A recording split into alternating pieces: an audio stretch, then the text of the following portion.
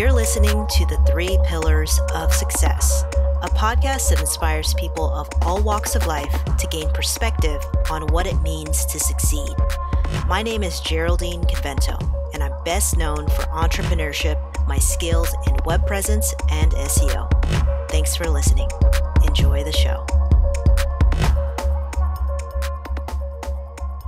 Hey y'all, how you doing? It's me, Geraldine Convento, the entrepreneur guide, web and SEO expert, here for another special episode of the Three Pillars of Success with my guest, Andrea Lo. Hey. Hey, everybody. Thanks for having me. For sure. All right. Well, we're just going to jump right into the questions.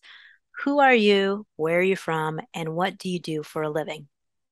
Well, hi, my name is Andrea Lo. I'm from Toronto, Canada, and I am an event planner extraordinaire as well as a dating coach. Nice. What do you do for fun? What I like to do for fun is dance. I perform and compete. Currently, the styles are salsa and bachata, but I also love trying new restaurants and experiences, love traveling and exploring. I love to connect and meet new people and learn new things. What does success mean to you? Well, the answer to this has certainly evolved over the years. If you asked me a couple of years ago, I would have said something more material and tangible, like a milestone in my career or personal life that you can slap on your resume or LinkedIn. And now, after some reflection, finding more balance and peace in my life, I think several things can mean success and deserve that label. For example, just simply taking action, achieving a goal, learning an important lesson, solving any problem. And something that makes you happy and you're proud about. And it can be super small, like, yay, you got out of bed today, or you finished your to-do list, which is something larger and more complicated, like things solving a big challenge in your business to setting healthy boundaries in your relationships. I love that. I love how you touched both on the personal and professional life. And some of these things, believe it or not, are not easy for other people. So the fact that you yourself, anyone listening to this podcast accomplishes these little things, just remember other people might have a hard time with those things. So you're unique, you're special, Mm-hmm. and anything you say could be a success. Absolutely. Like literally the getting out of bed moments. I think we've all been there where literally just getting out of bed that morning is tough, and I want to recognize that success can mean any of those things. If you were to choose three pillars that are attributed to success, what would they be? Great question. When I think of this, I think of the power of three with that number, with harmony and alignment. And I'm sure we've all heard of things like mind body soul connection, or that phrase like right time, right place, right person. And more recently, a dear friend shared something called ready, willing, and able. And I thought that was such an interesting angle that really summarizes the attributes well. So this is what I like to share. So again, it's ready, willing, and able. And so with that, to expand on this, you ask yourself a series of these questions, or kind of like a checklist. Are you in the right mindset? The thing that you're tackling, is this something you're passionate about? Does this fall under your values? Like, is this something that you want to do and not somebody else telling you, not your parents, not your partner telling you to do it? Are you motivated to do this? Now, do you have the bandwidth? Do you have the time and the health conditions to even do it? As they say, if you don't have health, you can't tackle this. And are you willing to put in the effort required to succeed? Because you will be making mistakes. You will be failing along the way. But can you get back up and keep trying? So that's persistence. Ability. Do you have the skill set? Do you have a good support system, be it friends, family, meditation, or whatever self-love tactics to help you along the way? And so I thought this was such an interesting thing, ready, willing, and able. And when you think about this, it can work for all scenarios in your life, whether it's doing a sales call, working out relationship issues, a business goal. This is a really good checklist to go through when tackling any problems or goals, and even figuring out what's wrong. Like, why is this thing not working? It's been really interesting to look at this. And when you're doing it with whether it's a relationship, a business where someone else is involved, or multiple parties, it's really super interesting that all parties actually you have to have all three. All parties need to be ready, willing, and able for this to really succeed and thrive, which I thought is interesting. So it's not just about you in this equation. So Yeah. I love that. You brought up a very important part, which is cooperation or collaboration. You said all parties need to be ready, willing, and able. And it's so true. Sometimes, and I know you work in the dating space and event planning, and Mhm. so you know a lot about this, but there are people who desire other people and like, oh, why isn't this happening? Why can't I manifest this person? Why don't they want to be with me again? Or all of that. But all parties need to be ready, willing, and able. So that in itself is a consideration. I mean, we might have the best intentions and have the greatest visions in our mind and it feels really real, Mhm. but I'm like out of words. But the fact that you just said that really struck a chord for me. What are your thoughts about if you expand a little bit more about all parties being ready, willing, and able? Yeah, for sure. Like I think about when my friend had said this too, I was like, wow. I started looking at currently, for example, right? Like you said, I'm an event planner. So I could be like, when you do like pitches or like sales calls and you're like, great, I got this like great solution, or I can bring you 40 people to give you business and this and this and that. And you're like, so I'm ready, I'm willing, and I'm able, right? So you're like, got it, right? Because we usually think of ourselves as, well, if we have all this thing, we should succeed, right? But the other party, so for example, in this, it's the venue, whether it's that restaurant or bar, they could be really busy at that time, right? Or maybe they want to, but they're not able to because of the timing, or right now they don't have capacity. For example, in the restaurant industry right now, whether it's through the pandemic, they lost a lot of staff. They don't have the resources that they could have fulfilled this request really easily. But nowadays, even if they want the business, they can't take it.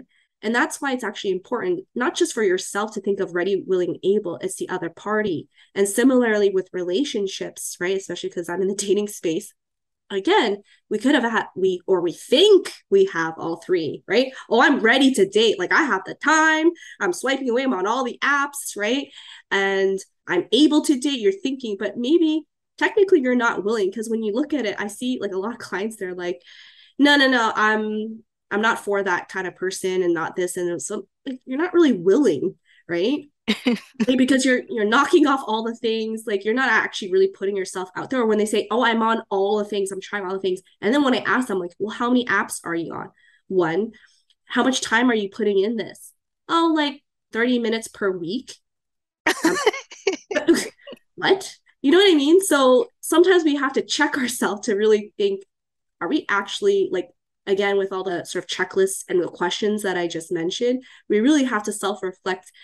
If being ready, willing, able, are we actually, can we actually check those three boxes, right? Yeah, absolutely. And I guess in that, there's another piece of it is first acknowledging yourself to get outside of your comfort zone to even make the ask or to put that intention out there because it's a very vulnerable thing when you talk with someone else, whether it be a business person, a potential client, or someone you'd like to date, Mm-hmm. and you just put yourself out there. So, one, that's a success. Two, like Andrea just said, making sure you have your checklist of what you need to be doing, what skin in the game you need to put in to be successful, and not being so attached to the expectation of how it's going to go, because we all have to remember, and I'm not saying that everybody should believe in God or a particular religion, but I do believe that there's some sort of higher power out Yeah, there. absolutely. And just knowing that there's something called divine timing.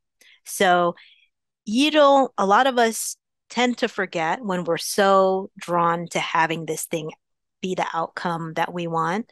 We forget that certain things in the universe need to reconfigure themselves in order for us to have an outcome that's in our favor. So maybe that particular person that we're yearning for or that particular client might not be the one for you right now, and later on there'll be someone better or an opportunity that's even bigger than we can imagine. So I think that in terms of the listeners listening today, remember that the outcome can be much greater than you can even think. Mm-hmm. And that actually sparked something someone sent me, like, one of those like memes or posts the other day. And it just reminded me of, so there was this picture of no, because we hear no a lot, But I love that they took the no to stand for next opportunity. I love Nice. that. So next time you Yeah. hear no, it's just the next opportunity waiting for you. So I'm so curious to know that in your journey, what is a roadblock that you've had to overcome in your path to success, and how did you overcome that? Yeah, I actually recently did a talk about this too. And so the roadblock that comes to mind was when I got laid off during the pandemic. And it was a huge hit to me because I've just never experienced that, right? And then I know then so many people you got laid off. The people who are comforting me, it's like, well, like you're not alone. And it's so funny because I was offering those kind of words to other people who were in that situation. But until it happens to you, you're like, wow, this sucks. This blows. And to be honest, I was grieving because at that point I've never, lost a job like that. And I had been in this role in this company for 8, almost 9 years, which is a huge chunk of my career. So it was like a loss of identity almost at that time. And similarly, at that time, the relationship, the person I was dating at the time broke up with me. I got laid off from my career job. And then my family, who's super strict Asian family, because I don't live with them, I wasn't part of their bubble, so they didn't want to like see me. So I felt Oh, it's so so weak. I Sorry. know I felt so isolated and alone. I was like, oh my gosh, like, and the power of three things happen, right? And the kind of person I am, I've said, I can take this lemon or lemons and I can try and make some lemonade. So I did not want to like be defeated. But I certainly had my moments of crying, ugly crying to like, you know what I mean? Just being super down. And then I took all that negative energy. That is how like Toronto Dating Hub came to life because I was like, oh my gosh, if I was feeling like I was single, right, and isolated, I was like, if I was feeling like this, and thank God I had a good support network, but if I was feeling this, imagine what other isolated singles are feeling during the pandemic who don't have as many friends or family or resources as I had. Someone and something needs to like there needs to be a solution for this. Bing, you know what I mean? I came up with Toronto Dating Hub because I had the tools, I have the event planning experience, I know what it's like to be single and tried all those things. I have something to offer, and that's when I started doing these virtual events that started off with, and to the business that I have now. So I'm so thankful that such a dark time and place in my life came to be the birth of my current business. And to be honest, I found my calling. And so it's just so interesting that the universe works like that, where something so dark and so bad could be the start of something so good. But that's the way life is, right? Yeah, that's amazing. I think this is the first time I've ever heard that story, so thanks for sharing. Yeah, no problem. Awesome. Well, last question I have for you is there any advice you'd like to give to anyone looking to achieve success? Absolutely. So, my answer to this is connected to my previous answer about my 3 pillars of success. And I really encourage people when looking, trying to achieve or looking at, what's wrong with the situation? How can I solve this issue or challenge or what's not been working and they've been at it for a while, is to look at that checklist that I mentioned.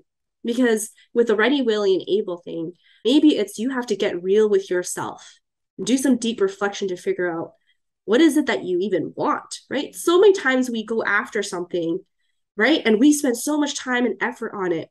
I'll give you a good example. How many of us went into a field of study or a career that our parents might have influenced us to do, right? We spend 4 or 5 years in college, university, start working the job, and then we're like, we do not want to do this. What on earth were we doing? And then how many years did we waste in our life?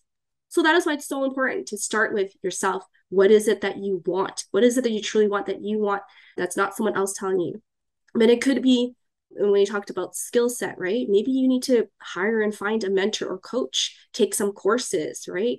Maybe you need to just free up your time and your schedule. Like I said, that example of they're only spending 30 minutes a week on apps and things and thinking like they're really putting a lot of effort, right? They don't have time to go dating, let alone swiping, right? So it's like maybe you actually have to free up your schedule to make the thing happen. Maybe you have to do spiritual or inner healing first. Heal yourself first before you can even go out there. Meditate. Maybe you have to repair some relationships and bonds first. Maybe if you're bad at like actually achieving, it's because you need to be held accountable because you're not. achieving.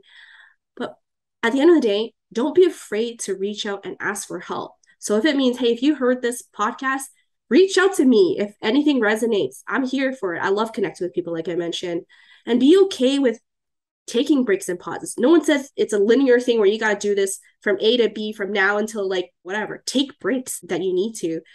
Don't be afraid to make mistakes. And don't forget to celebrate the small wins. Like I said, the getting out of bed, that's a win.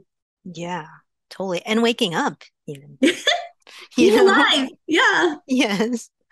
Cool. Well, all I have to say is preach. I love everything that you said in this episode. Thanks so much for being my guest. Andrea is such a great person. She's outgoing, she's fun, she's organized. So if you're in Toronto and you have events that you need to plan, definitely get a hold of her. Or you're single and you're ready to mingle. Yes. Also that too. You work remotely too? I do. Okay, there you go. All right. Well, her information is in the show notes, so definitely reach out. And thanks so much for tuning in to this episode of the Three Pillars of Success podcast. You can find this on Apple, Spotify, Google, YouTube, everywhere where podcasts are. And please do like, subscribe, follow, tell a friend, because that's how more people get to learn and define their own three pillars of success. We'll talk to you guys soon.